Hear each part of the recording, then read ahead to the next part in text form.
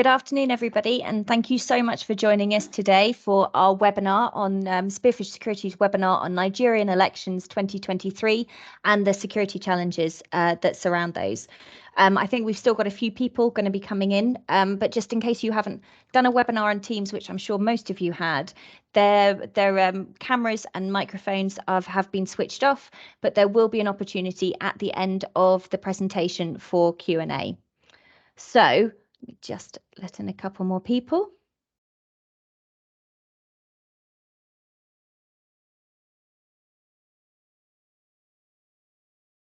So I just want to introduce to you our speakers this afternoon. We first of all have Jacob Akinala. He's our Senior Security Advisor and has been working with Spearfish since 2015. He's a seasoned security professional with a broad, in-depth experience gained from successful roles across a wide range of international organizations within Nigeria. His significant strengths in leadership and strategic planning, initiative and diplomacy. He's one of our leading security consultants in Abuja, and Jacob has a compelling mix of qualifications and experience.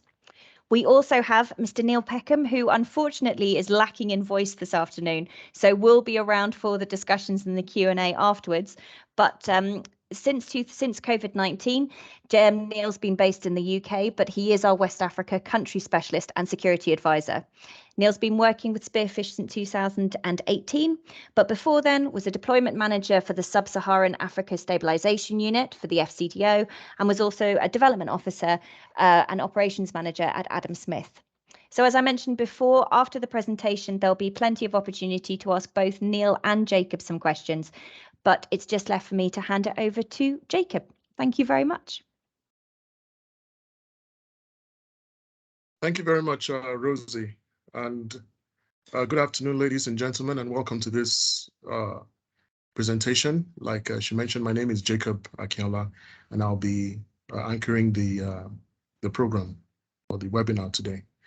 So let's go ahead and start. So first, we'll start by talking about Spearfish West Africa. I'll give a brief introduction of the company and what services we provide. Then after that, I would set the scene by discussing the current security challenges in the country. As the current security challenges that we're currently experiencing for those who operate or have projects within the country. Then after that, we talk a little bit about the election timetable and dynamics of the elections, briefly talking about give a brief on previous election and how it compares to this current election.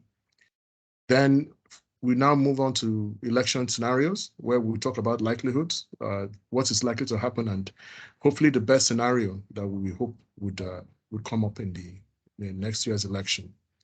Then after that, we talk briefly about mitigation measures, and which include things like business continuity plans and the rest.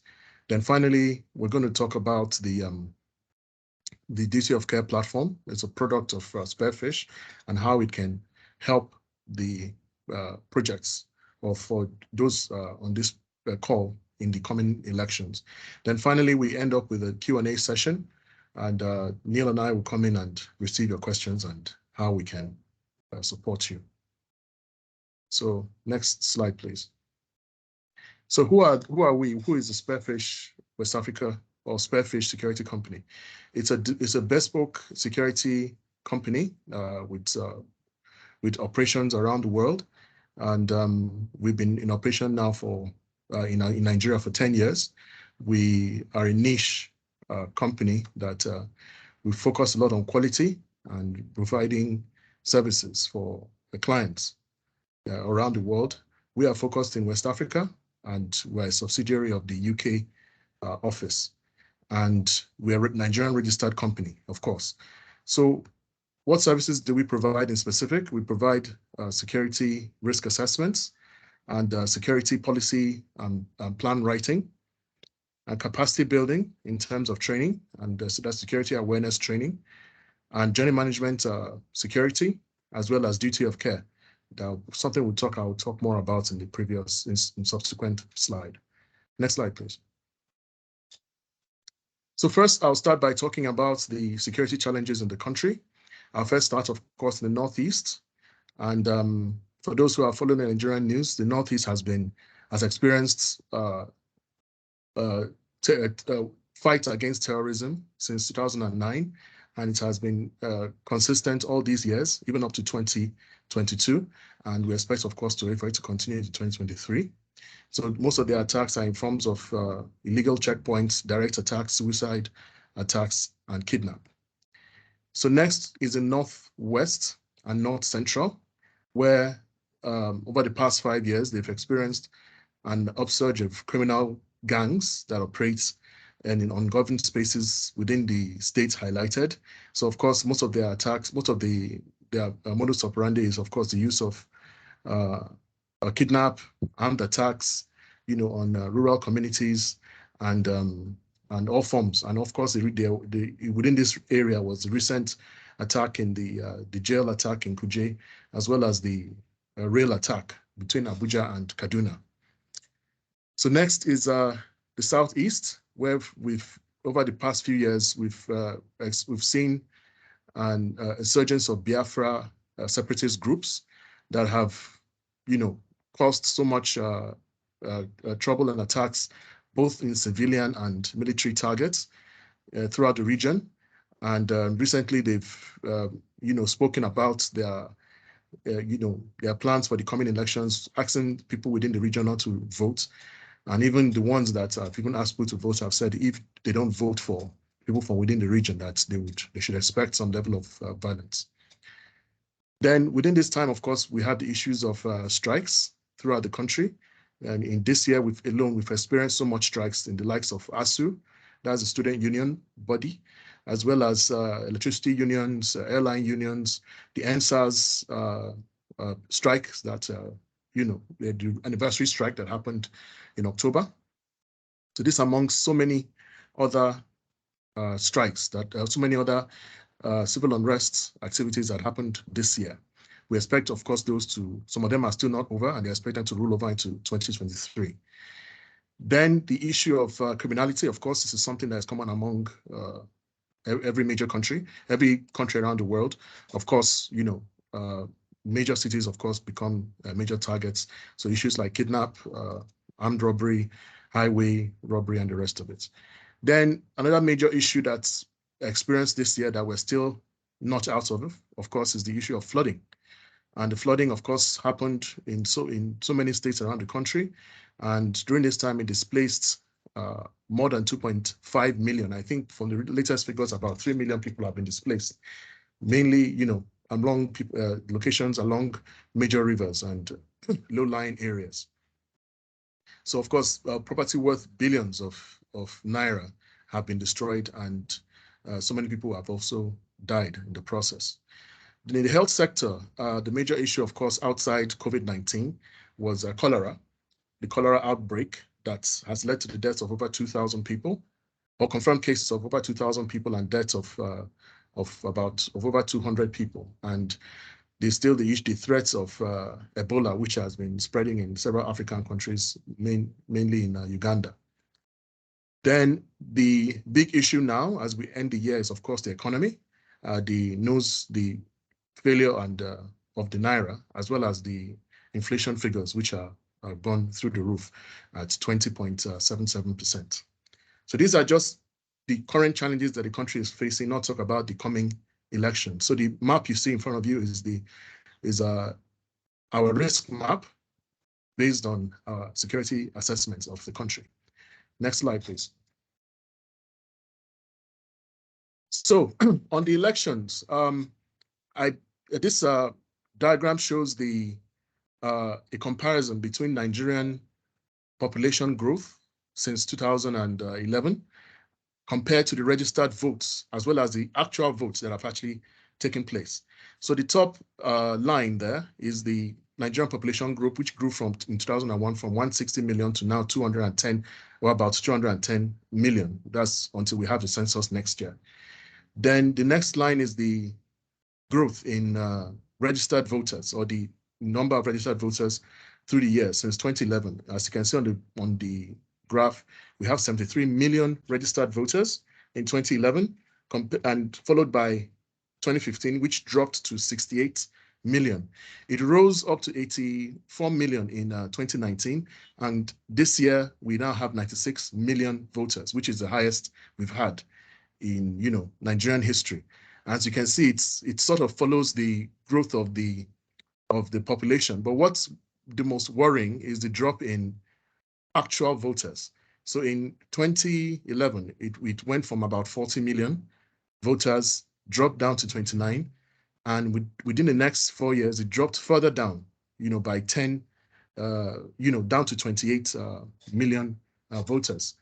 So if we are to follow these trajectories, we're expecting much lower voters despite the increase in number of registered voters. So we've noticed that Nigerians are just registering just because of the pressure, but they're not going out to participate in the vote. And unless we have something different in 2023, we expect, something similar around 20 to 30 million votes at the maximum. But let's wait and see if this statistic continue. So next slide, please. So what's the reason for this drop? We noticed, based on our analysis, definitely the number one issue there is security. That's violence at polling booths, and just violence going to reach the polling booths is a big issue. And this has caused a lot of people to step away from going to the polling booths. And another issue is access.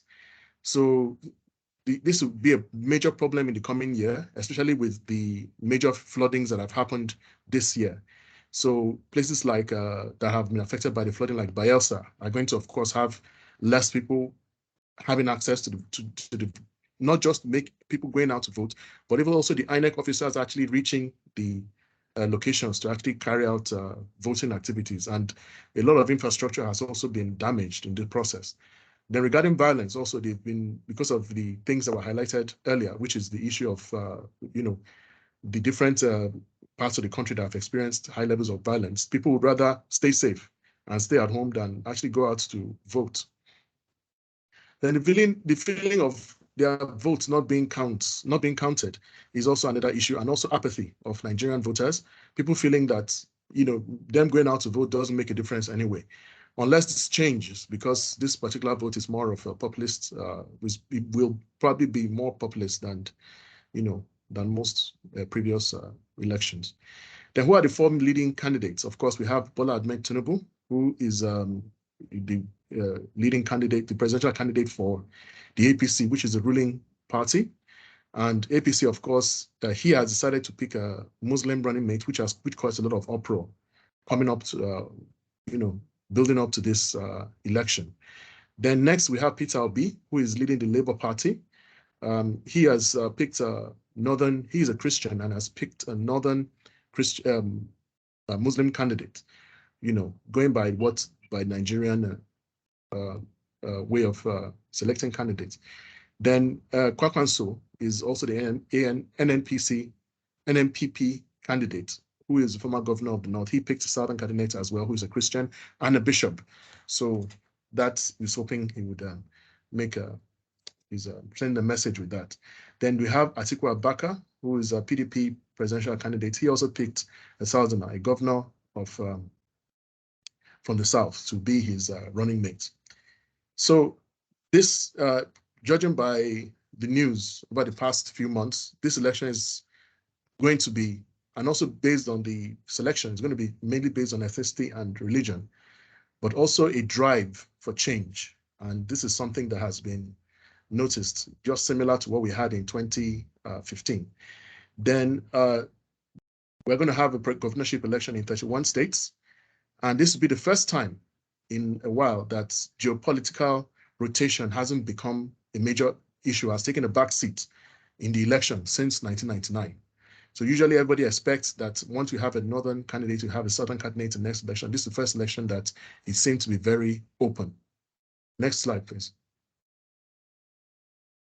So as for those listening, and what are the election environment challenges and risks you're likely to face working or operating in Nigeria? First, of course, for the civil society, traveling to your area of operation, of course, becomes an issue, because besides the fact that on the election day, a few days to election is going to be a shutout of movement, Transport itself becomes an issue. Moving around the country because of the political tensions that is going to be around it becomes an issue. And accommodation, of course, and communication also becomes an issue. This is a new phenomenon, a rising phenomenon. First, with accommodation, of course, during election, usually all the hotels and accommodation within the city and town are usually occupied. But the issue of communication also is, like I said, is new. We had the issue a few years ago in some African countries where during election they shut out communication. I think it also happened in 2019. It was the communication was allegedly shut for several hours, and this has become a tool that the government probably may consider to use in the next election. Then for INEC itself, we have the logistical issue of having to operate in 37 states, in 774 local governments, and 8,000 electoral wards that also have 176,000 polling units. And these polling units are meant to be manned by 1.5 million staff. So all these staff, as you can imagine, have to be recruited, vetted, trained, and deployed to their various locations. So it's a major logistical issue. And of course, this is on top of the high level of insecurity around the country. The INEC communication challenges as well. So over the years, Nigeria, of course, has become the major country when it comes to issues of, when it comes to the field of social media. And judging by the last election and even previous elections that have happened afterwards, there is the almost hijack of the social media information platforms by miscreants who of course aim to manipulate results and try and release results before INEC themselves actually release results, and also just using the social media the atmosphere to slander opponents and create fake news. And judging by what the recent thing that even happened in Abuja with the US Embassy, as you may be aware, the good news, or should I say bad news, travels fast in Nigeria, and they'll help you add salt and pepper to it as it spreads.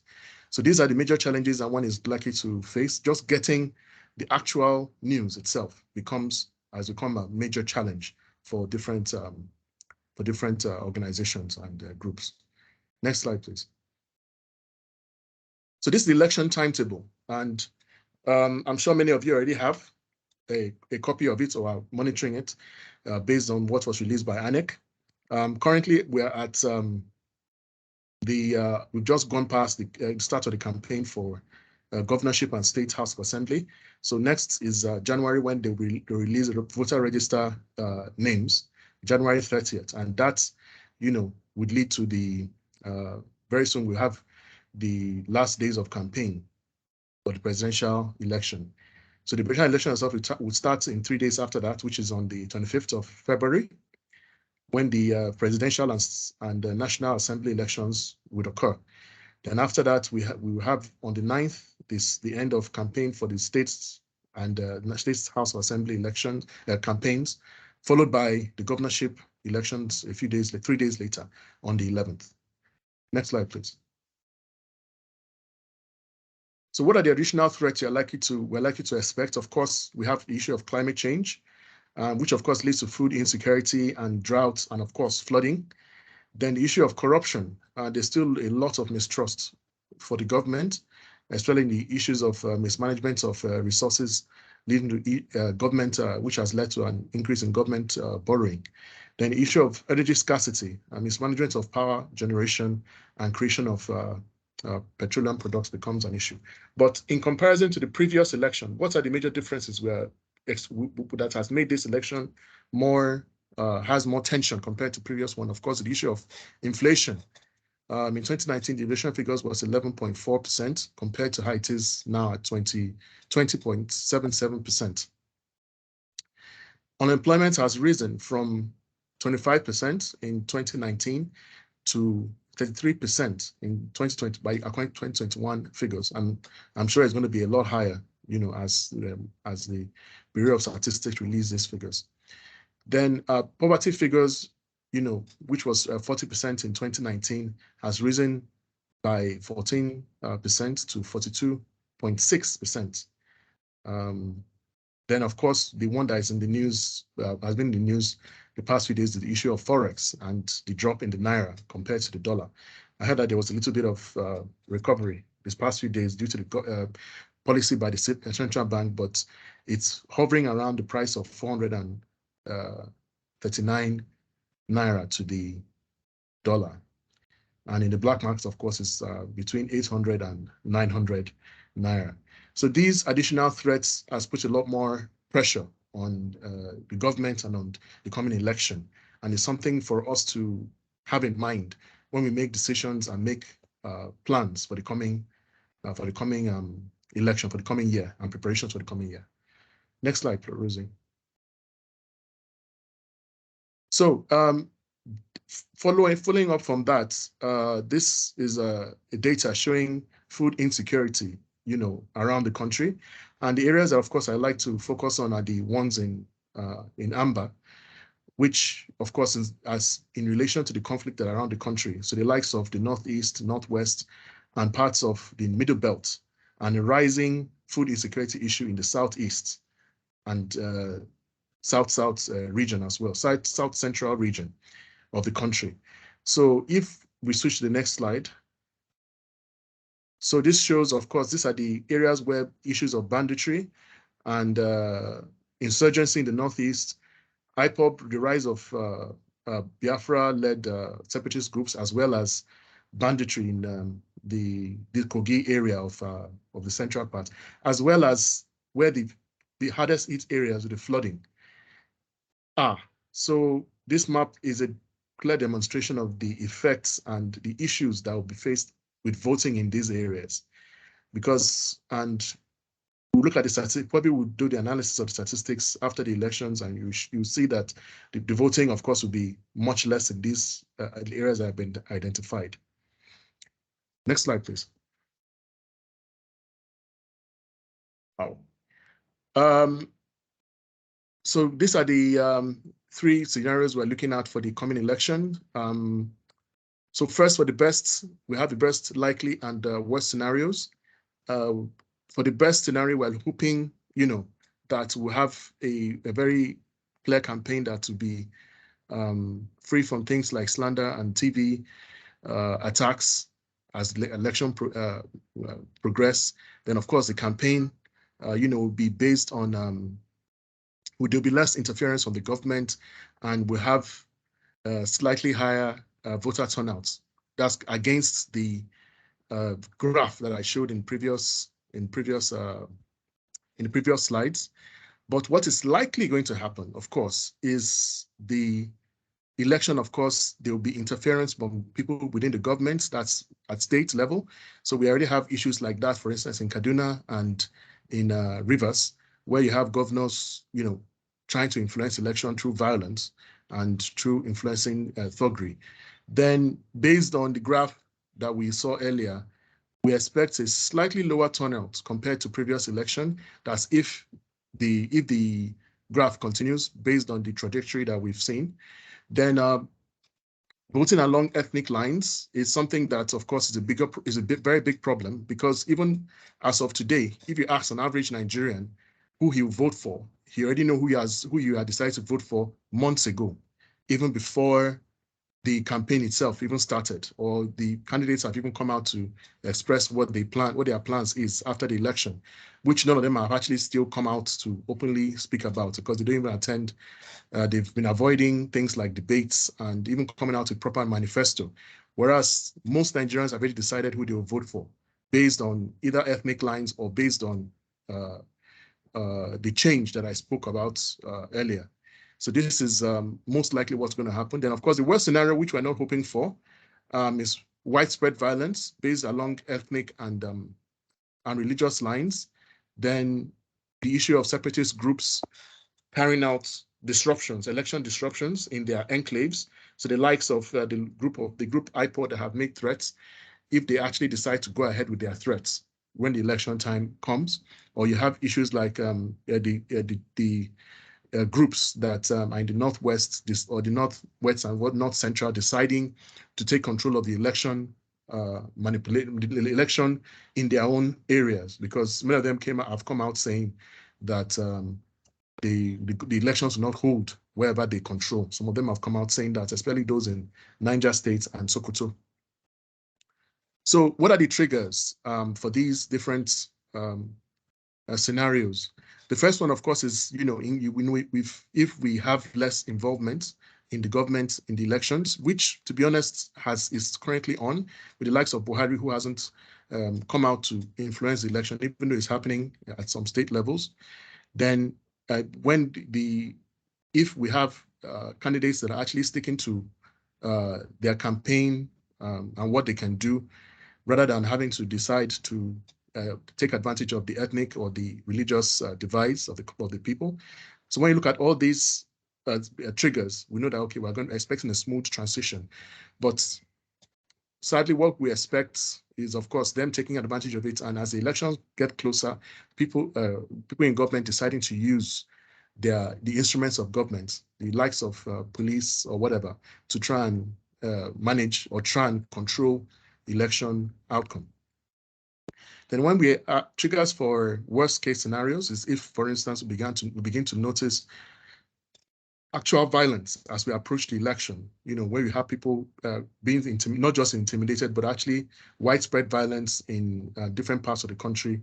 We know that there's a possibility that this election may lead to crisis. So next slide, please. So what preparations should you be doing going to the elections? And the first and major one, of course, is training and awareness, anticipation, and action. What would happen if this happens? The usual if questions we in security keep asking. If this happens, what did you do? If this happens, what you may have everything on paper, but do you have your people ready? Do you have people trained up in anticipation for the different scenarios as they appear or as we approach election? Then also planning. What planning has been put in place? First, we have the business continuity plan. How many organizations have dusted up on their business continuity plans? That's the ones that even have. A lot of organizations don't have a business continuity plan. So a business continuity plan, of course, is, how do you keep the business or the project functioning through a crisis or a crisis that has been anticipated?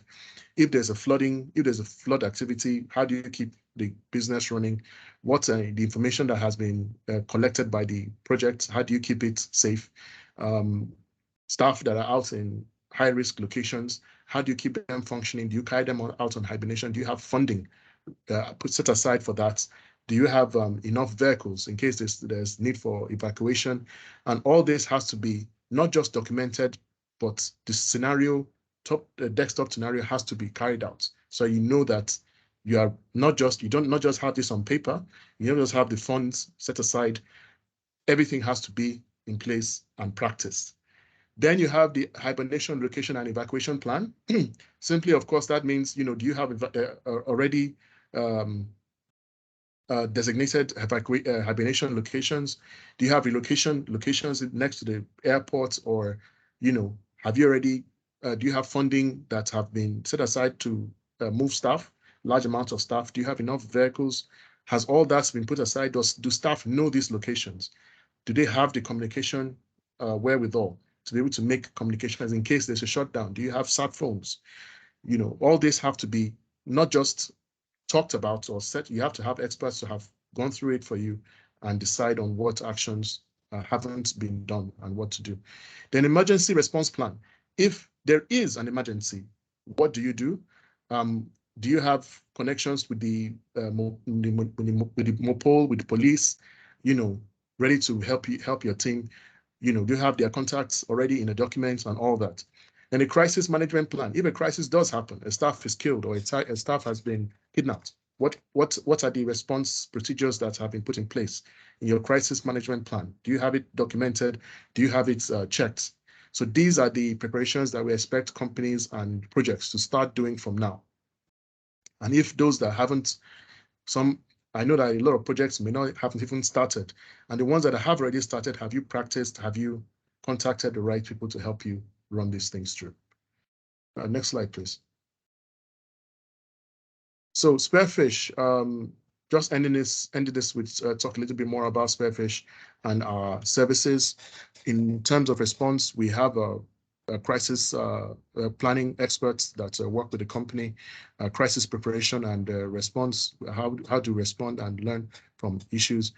Then consultancy, of course, this is our strong point. We have a training team that carry out periodic heat training, reports and documentation, security design and engineering, and full-time or part-time embedded support.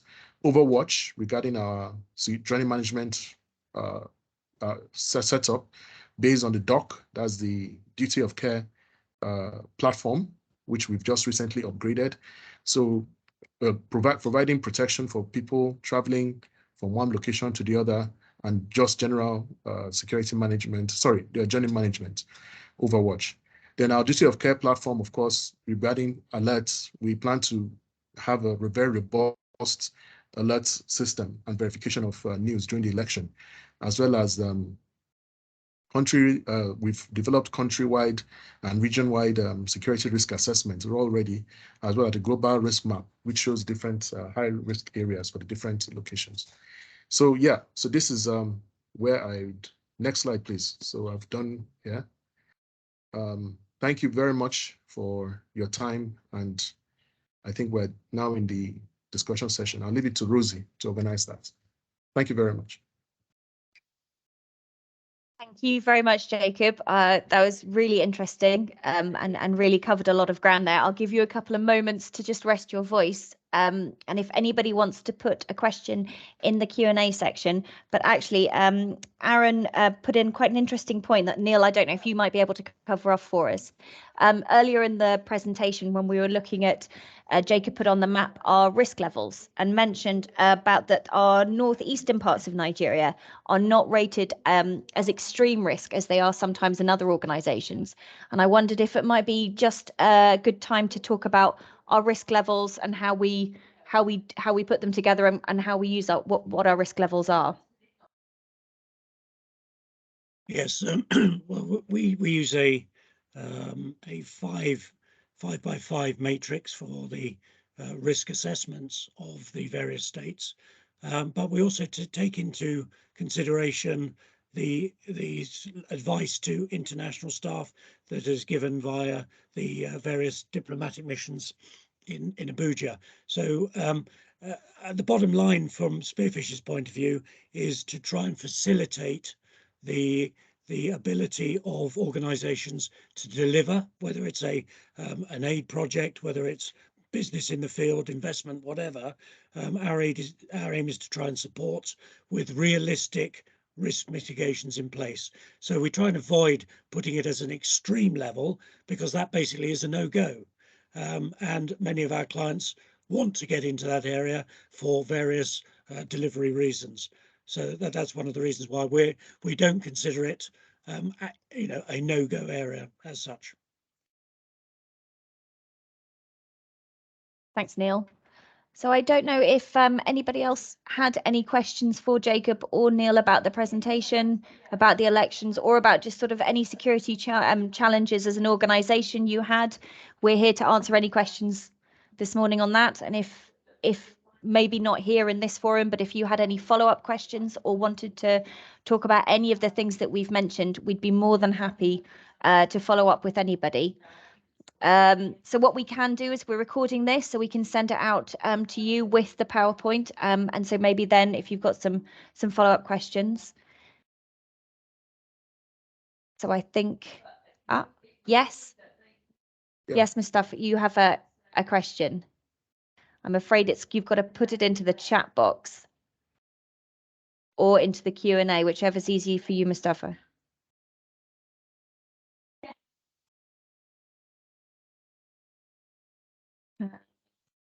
Okay. So we've got one question. Please, how will you assess risk levels in northern Nigeria with particular on the Sokoto state? Jacob, can I give that one to you? Yes. So we carry out security risk assessments of all the states as regularly as we can, especially when we have projects that operate in this area. For Sokoto State, it's currently rated as medium risk, medium to high, I would say, risk, based on the criminal gangs that operate around there, as well as our risk levels are not just based on terrorism or based on criminality alone. So we have a conglomerate of things which include the weather, that's environment, infrastructure, the health risks in the area. So we gather these different fields, 7 different fields, to come up with our assessment. And based on, for a place like Sokoto, another issue is not just the risk itself, and vulnerability, but also the response. So if you look at a place like, for instance, Lagos, and you say Lagos is supposed to be the highest when it comes to this, how do they respond to, if you have a health issue, do you have a major hospital that can deal with it? And that lowers the risk as well. So at the moment, we're rating Sokoto as a medium to high risk. Thanks, Jacob. Just to answer Godwin's question, yes, we will clean up our tidy up the presentation, and we will send that out to everybody that was on the group today. Aaron's got a follow-up question for both of you, actually. Just any take on the recent terror attack warnings from various embassies in Abuja? Any recommendations on security posture around that? Neil, I don't know if you want to take that one first, or Jacob. If I jump in first, the embassy actions have to be taken seriously because they clearly have perceived a threat. Now, what that threat was, what their intelligence platforms gave them, is still very hard to pinpoint. But they clearly have taken it seriously enough, certainly the Americans, to evacuate staff and locked down for a period of time. The FCDO have now reduced their threat level and put Abuja back into the normal access and are not advising against all travel, all but essential travel. There was a clear threat. The problem is that, of course, the terrorists monitor the media in the same way. They will know that the alert will have gone up, levels will have gone up, and they will put plans into the back seat until a later date, and they have the luxury of choosing time and place. So there is clearly a push of widening the ISWAP threat across the country. We've already seen the attack in western Niger State. We've recently had the Kuje attack. We've had the rail attack with a lot of indications that Ansaru / ISWAP are trying to be more active outside of the northeast. This may be part of their psyops. We know that the Nigerian military have had some big successes in the northeast that they have trumpeted in the media.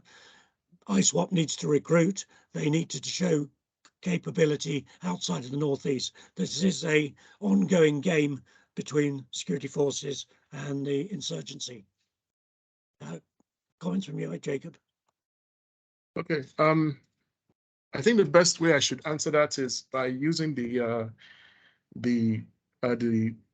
scenario of the boiling frog. I don't know if people will know about it. If you put a frog in hot water, it jumps out, and if you put it in a cold water and slowly boil it, it doesn't know when it gets too hot for it to come out, and the frog boils himself alive. So I want to use that to describe what is happening in Abuja, and why they should take the threat very seriously. Because I can imagine if this was in another country around the world, maybe Johannesburg, London or Washington, where you have 30 armed people have attacked a jail, a major jail, a medium security jail in the capital, and were successful, carried out bombings, and the attack, I think, happened for like 4 hours. Then you have an attack in Buari, you have an attack in the railway where over, I think, 40 people were kidnapped, all within a span of 3 months. I don't even need a security alert from the US Embassy to actually take action. That is threat enough for people to actually worry. And we're heading towards the holiday season where of course, we all know that these attacks ramp up as we head towards the holidays. So Nigerians have become somewhat complacent when it comes to these things. And also the fact that somebody was arrested with boxes of explosives within Abuja. And Abuja is a prize for these for the terrorists. So I even would even if you ignore the open letter by the U.S. Embassy, just looking at these things that have happened within a few months compiles itself to know that take the security situation seriously. So it's something. The advice I have is, of course, as we head towards Christmas. Christmas is when the news, of course, will come. That people are up there. So take this thing seriously and work towards ensuring security for your organizations and teams. Thank you. Thank you both. I think we've got time for a couple more questions. One from Paul Neeson, thank you. To either of you again, which candidate would cause the greatest security reaction if successful in their campaign? And how would you rate each candidate in this respect? I don't know, Neil, do you want to go first on this one? It's made me think. It's just a very off-the-cuff answer. I think the biggest reaction is against the most unlikely winner, and I think that's the Kwankwanso campaign. I think the biggest reaction would be if Obi won, because he's an Igbo, because he is for change, because he's younger and may have the support of the youth. So I think that would be the biggest change. Whether it would cause the biggest social unrest, I don't know. So the closest status quo would be a PDP APC, and I think Obi would really mix things up. That's my view. Just thinking about it in 30 seconds. I don't know what Jacob thinks. I definitely agree, and it's I have a similar opinion because I try and compare the current election to that of 2015 when Buhari came in. That was a populist election as well, and there was a lot of euphoria and a lot of support from the youth, and there was so much euphoria during the election, and it's something very similar. What makes this would maybe create more reaction if someone from the Southeast or Obi wins, of course, is the issue of it's the other major groups. We don't know what the reactions are going to be, and on the flip side, if he doesn't win, what the reactions are going to be as well. I expect some level of uproar, from either way. But yeah, I don't want to get political, but that's just the general action, a general feeling. Excellent. Thank you both. Okay, I think we've got time for one more question. So this is a Lagos specific question. I don't know if you guys have seen it. Given the changing nature of pressure groups activities in Lagos, do you foresee violence in Lagos if the voting pattern threatens established political structures? I think short answer is yes. I think that Lagos, with its huge population, is going to be a boiling pot of political activity and counter activity. There will be quite a high degree of violence and thuggery, intimidation, vote rigging, etc., etc. So I think it could be quite an interesting time down in Lagos. Jacob? Yes, voter intimidation, I think, is what I was in Lagos recently, and that is, from my analysis then, that was a few weeks to about a month ago. That was what I sort of read, on both sides, both from, the people that control the monopoly of violence, and put it that way. That's the thugs, and in the streets of Lagos, they would want to intimidate voters to not to reach the voting stations so that they can influence and maintain that support that they've had for Bola Ahmed Tinubu. And on the flip side, if we have groups like what happened in the violence that happened a few weeks ago in Alaba Market, would lead to major flashpoints, if elections are not, people are not allowed to vote. So those are the that's what I feel about the coming election. Okay, excellent. I think we can squeeze in one more question from Seth. So just was the threat against the US citizens and the embassy or against Abuja as a whole? I know you guys have kind of covered this a little bit. And why was the US embassy the only embassy to evacuate their citizens? I'll start off. The US embassy, is my understanding that they reacted to a specific threat they perceived to be against US interests in Abuja. So in that sense, it was perceived as a threat against their diplomatic activities and locations. Nonetheless, there was intelligence around that indicated possibly something wider in Abuja as a whole. At the end of the day, each diplomatic mission assesses the intelligence they're given and makes an assessment as to whether that threat is believable, if it's corroborated, and whether they need to make a reaction as a result. So you've mentioned EU, I think you meant US Embassy, and the US made that decision based on their protocols. Do you want to add anything, Jacob? Nothing much to add.